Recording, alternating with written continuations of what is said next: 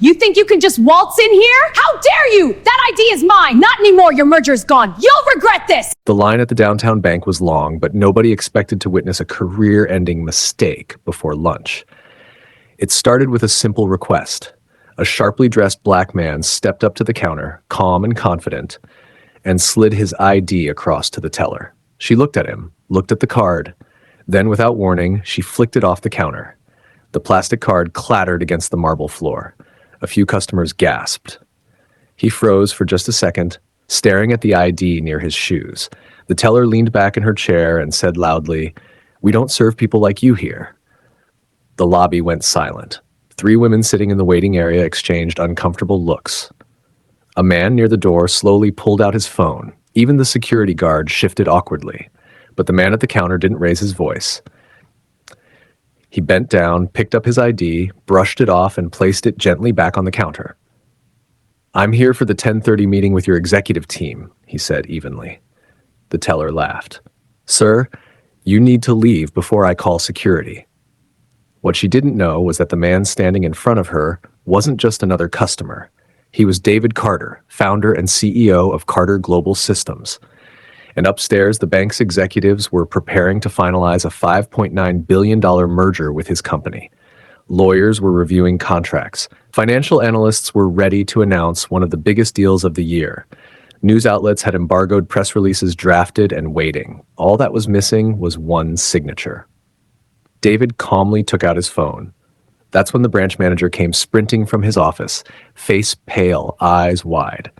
He had just checked the security feed and recognized exactly who was standing at the counter. "Mr. Carter," he said breathlessly, extending his hand, "we've been expecting you." The teller's expression changed instantly. Confusion, then fear. The manager began apologizing rapidly, offering to escort David upstairs, blaming the situation on a misunderstanding. But David didn't move. He glanced around the lobby, at the customers who had witnessed everything, at the employees pretending not to stare, and finally at the teller who now looked like she wanted the floor to swallow her whole. "If this is how your institution treats people before a partnership," David said calmly, "what happens after you get what you want?" Upstairs, an executive's phone buzzed, then another. Within seconds, the celebration atmosphere turned into panic. David's legal team had just sent a message. The merger was terminated, effective immediately. $5.9 billion. Gone. In the lobby, the branch manager's own phone rang.